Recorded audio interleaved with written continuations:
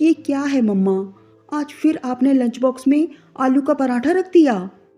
रिया ने अंदर आते ही शिकायती लहजे में कहा और बैग सोफे पर पटक कर भुनभुनाते हुए अपने कमरे में चली गई। सॉरी बेटा, कहते हुए आरती भी उसके पीछे चली गई। ये देखकर ड्राइंग रूम में बैठी दोनों पड़ोसन मीनाक्षी और सुजाता आपस में बोल पड़ी। बड़ी अजीब है आरती की बेटी, ये भी नहीं देखा कि कोई बैठा है। कम से कम हमारा तो लिहाज कर लेती। ऐसी जिद्दी और नकचड़ी लड़कियां ही ससुराल में एडजस्ट नहीं कर पाती। यहाँ तो आरती इसके नखरे सह रही है, सास थोड़े ही सहेगी। तभी आरती आ गई तो वो दोनों चुप हो गईं। वे चलने लगी तो आरती बोली, प्लीज़ आप लोग थोड़ी देर और बैठिए ना, मैं गैस पर चाय का पानी चढ़ा कर आई हूँ।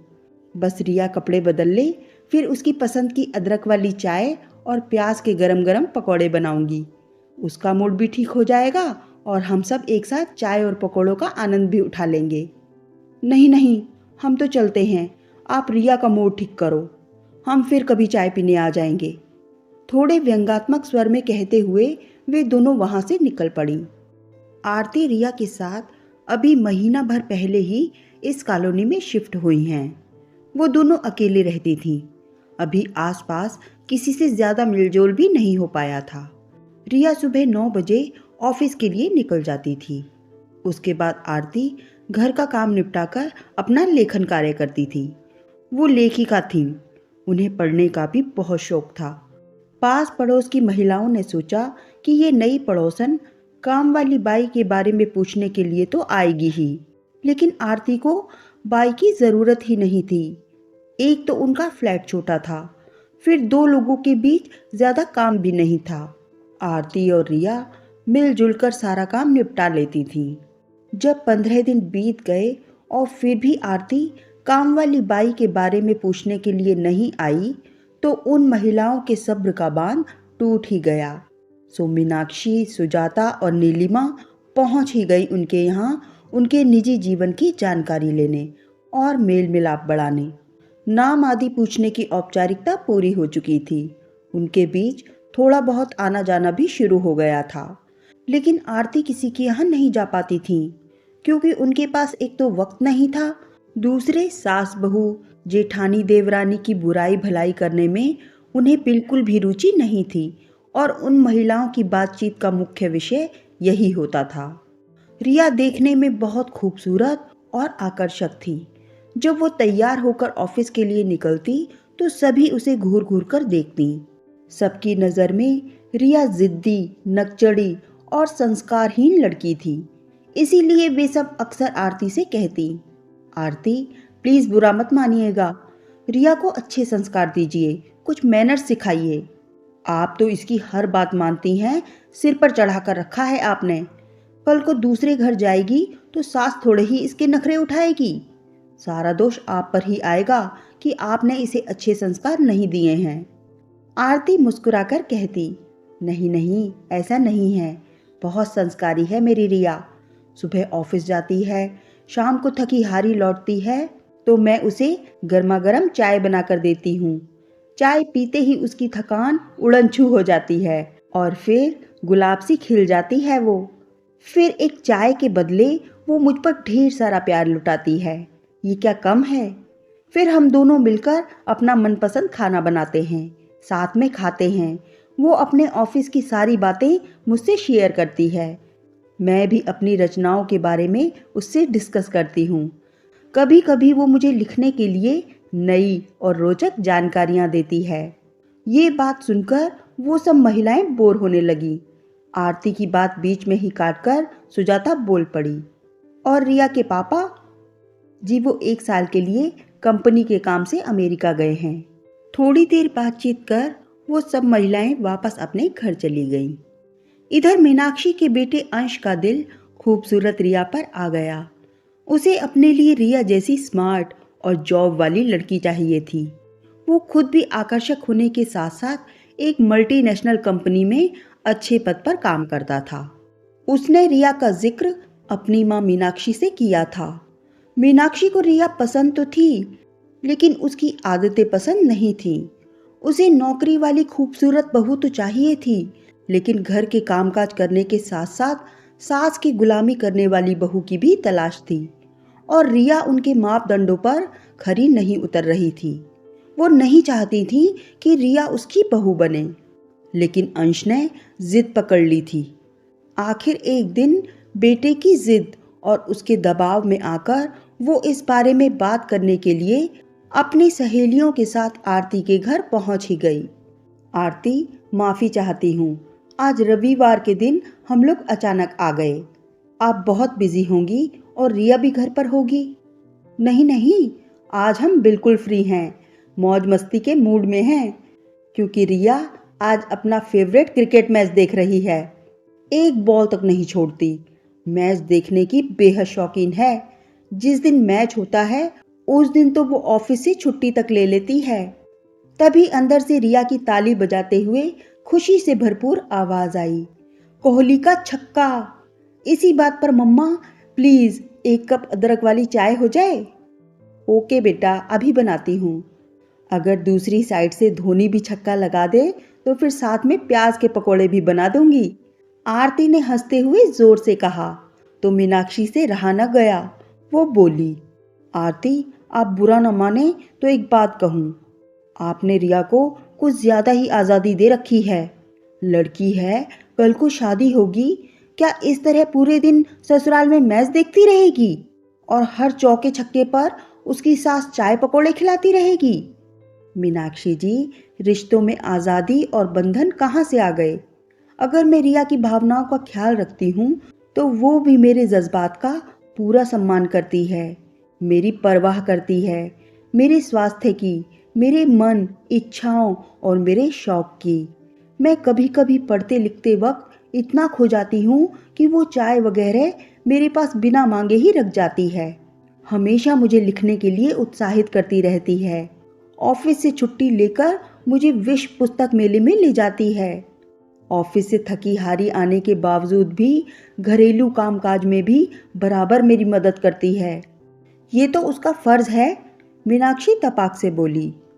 अगर ये उसका फर्ज है तो उसको ये हक नहीं कि वो मुझसे हक से चाय मांग सके, मुझसे गुस्सा कर सके, मुझसे रूठे। आरती, देखो आप जो कह रही हैं ना वो सब ठीक है, लेकिन ये चौंचले और नखरे सिर्फ माँ ही उठाती है, सास नहीं। मीनाक्षी हाथ नचाते हुए व्यंगात्मक स्वर में बोली, अरे उस दिन कैसे आपको नखरे दिखा रही थी कि आज फिर आलू का पराठा रख दिया। तो क्या हो गया, गलती मेरी ही थी ना। मैंने एक दिन पहले भी आलू का पराठा रख दिया था और याद ही नहीं रहा, दूसरे दिन भी रख दिया। मीनाक्षी जी, सच तो ये है, जब बच्चियां नखरे दिखाती हैं तो बहुत क्यूट लगती हैं, ढेर सारा प्यार आता है उन पर। जब रिया किसी बात पर मुझसे गुस्सा होती है तो मैं उसे छेड़ती हूँ, रिया तुम तो गुस्से में पहले से भी और ज़्यादा खूबसूरत लग रही हो। ये सुनकर वो हंस देती है और लाड से गले लगकर कहती है, thanks mama, love you so much. सच उस समय ऐसा लगता है जैसे ममता के मामले में मुझसे धनी और कोई नहीं है। फिर भी आज तो आप पूरा दिन बंद ही गई ना कुछ लिख पाएंगी ना कुछ पढ़ पाएंगी। अरे ऐसा कुछ नहीं है, आज सुबह जल्दी ही हम दोनों ने मिलकर घर के और अपने सारे ज़रूरी काम निपटा लिए हैं। ब्रेकफास्ट भी कर लिया है, दोपहर में सिर्फ खिचड़ी खाएंगे और रात को डिनर के लिए बाहर जाएंगे। आज का दिन पहले से ही प्लान कर रखा है। चलो फिर हम तो चले, आप तो अब खिचड़ी बनाएंगी। नीलिमा थोड़ा मुस्कुराकर लेकिन व्यंगात्मक स्वर में बोली, अरे उसमें कितना वक्त लगेगा, दाल चावल साफ करके रखे हैं, बस धोकर कुकर में चढ़ानी है खिचड़ी। लेकिन वो तीनों नहीं रुकी। रिया मैच का आनंद ले रही थी तो आरती पत्रिका लेकर पढ़ने बैठ गई और एक ब्रेक में रिया ने खिचड़ी भी बनने के लिए रख दी। मीनाक्षी गुस्से में तमतमा रही थी, ऐसी नकचड़ी और जिद्दी लड़की को मैं अपने घर की बहू हरगिज नहीं बना सकती, जो बिस्तर में ही चाय ऑर्डर करे। मैं आज ही अंश को साफ साफ बोल दूंगी, अगर तुझे इस लड़की से शादी करनी है तो पहले मुझसे रिश्ता तोड़ना होगा। बिल्कुल सही कह रही है तू, सुजाता ने चिंगारी लगाते हुए कहा। ऐसी लड़की को बहू बनाना खुद अपनी जिंदगी में आग लगाना है। तू बच गई मीनाक्षी, क्योंकि रिया के व्यवहार और तेवर के तूने पहले ही साक्षात दर्शन कर लिए। नीलिमा ने भी फुलझड़ी छोड़ दी। आरती अपनी बेटी की इतनी तारीफ करती है, उसे सिर आंखों पर बिठाने के साथ साथ उसके नाज नखरे सहती है। क्या अपनी बहू को ऐसे रख पाएगी? कभी नहीं, कहते हुए सुजाता ने बुरा सा मुंह बनाया। अरे ये सब छोड़ो, मुझे ये बताओ कि अंश के ऊपर से रिया का भूत कैसे उतारा जाए। वो तो पूरी तरह से रिया पर लट्टू हो गया है। मीनाक्षी चिंतित स्वर में बोली। अंश तो गया तेरे हाथ से मीनाक्षी, अब तू रिया की चाकरी करने के लिए तैयार हो जा। नीलिमा ने चुटकी ली। चाकरी, वो भी बहू की? My foot. मीनाक्षी पैर पटकते हुए बोली। अंश के सिर से रिया का भूत उतारने के लिए वे तीनों योजनाएं बनाने लगी। अगले दिन वैलेंटाइन डे था। उसका विरोध करने उन्हें जाना था। वे सब खाली थीं, सो एक संस्था बना रखी थी। वैलेंटाइन डे वाले दिन वे दोपहर को ही निकल पड़ी। सबसे पहले वे एक रेस्टोरेंट में घुस गईं। वहां का एक दृश्य देखकर तो वो सभी हक्की बक्की रह गईं, लेकिन मीनाक्षी की आंखों में एक विजयी चमक उभर आई। सामने की टेबल पर एक हैंडसम लड़का और रिया दीन दुनिया से बेखबर एक दूसरे के गले लगे हुए थे। मीनाक्षी व्यंग से बोली, ये देखो, आरती की संस्कारी बेटी रिया कितनी बेशर्मी से लड़के के गले लगकर खड़ी है। मेरे लिए तो बहुत बढ़िया है ये रोमांटिक सीन। अभी फोटो खींचकर अंश को भेजती हूँ ताकि उसके सिर से रिया का भूत उतर जाए, और शाम को आरती के घर जाकर उनकी संस्कारी बेटी के सुंदर संस्कारों के दर्शन करवाऊंगी। कहते हुए मीनाक्षी ने मोबाइल से धड़ाधड़ कई फोटो खींच लिए और वहां से निकल गई दूसरी जगह अपने मिशन के लिए। इस बीच उसने वे सारे फोटो अंश को फॉरवर्ड कर दिए और शाम को पहुंच गई आरती के घर, संस्कारी रिया की छवि दिखाने और उसके किस्से सुनाने। आरती, रिया नहीं दिखाई दे रही है, कहाँ है वो? आज तो रविवार है और ऑफिस भी बंद है। मीनाक्षी जी, मैं खुद भी परेशान हूँ रिया को लेकर। वो अचानक ही घर से निकल गई थी, ये कहते हुए कि मम्मा मैं अभी आती हूँ। अब तो बहुत देर हो गई है उसे, उसका मोबाइल भी स्विच ऑफ है। आरती चिंतित स्वर में बोली। वे सब मन ही मन आरती की हालत देखकर खुश हो रही थीं। तभी अचानक किसी ने दरवाजा खटखटाया। जब आरती ने दरवाजा खोला तो सबने देखा, सामने रिया और वो रेस्टोरेंट वाला लड़का एक साथ थे। रिया दौड़ती हुई आई और आंटियों को नमस्ते कर आरती के गले लगकर उल्हाने वाले प्यार भरे स्वर में बोली, मम्मा, आपका बेटा बहुत शरारती है। पता है आज इसने जो काम किया है, मेरी तो जान ही निकल गई थी। किसी दूसरे नंबर से मुझे व्हाट्सएप मैसेज किया, तुम्हारा पति लव बर्ड्स रेस्टोरेंट में किसी लड़की के साथ वैलेंटाइन डे मना रहा है। विश्वास ना हो तो वहां जाकर देखो। मम्मा, ये पढ़ते ही मेरे तो होश ही उड़ गए और उल्टे पांव दौड़ पड़ी रेस्टोरेंट। वहां जाकर देखा तो ये महाशय खूब जोर से हंस रहे थे मेरी हालत देखकर। इतने में राहुल ने भी सारी आंटियों को नमस्ते कर आरती के पैर छुए तो उसे गले लगाकर आरती ने हैरानी से पूछा, लेकिन राहुल बेटा, तू तो 16 तारीख को आने वाला था, आज कैसे? मम्मी, मुझे आना तो 14 तारीख को ही था, लेकिन इस वैलेंटाइन डे पर आपकी बहू को सरप्राइज देने के लिए मैंने झूठ बोला था कि मुझे 16 को आना है।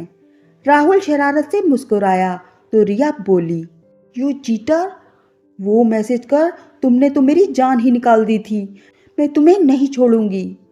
अपने बेटे राहुल को सभी महिलाओं से मिलाती हुई आरती बोली, मेरी बहू से तो आप लोग पहले ही मिल चुके हैं और ये है मेरा बेटा राहुल। तभी रिया आरती से बोली, प्लीज़ मम्मा, आप जल्दी से तैयार हो जाइए। पहले ढेर सारी शॉपिंग, मूवी, फिर डिनर, और हाँ प्लीज़ आज आप वही साड़ी पहनिएगा जो मैंने आपके बर्थडे पर दी थी। उसमें तो आप बहुत ज़्यादा ब्यूटीफुल नज़र आएंगी, और फिर पापा से आपकी वीडियो कॉल भी तो होनी है। ये कहकर रिया शरारत से मुस्कुराने लगी। नहीं नहीं, आज नहीं, फिर कभी चलूँगी। आज के दिन तुम दोनों के बीच कबाब में हड्डी नहीं बनना है मुझे। आरती ने इनकार कर दिया। तो ठीक है, हम भी नहीं जाएंगे और घर में भी कुछ नहीं खाएंगे। आज भूख हड़ताल है।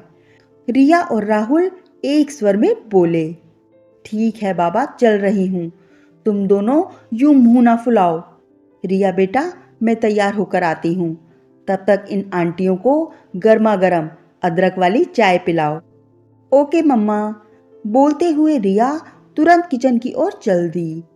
नहीं नहीं बेटा, फिर कभी चाय पीने आएंगे।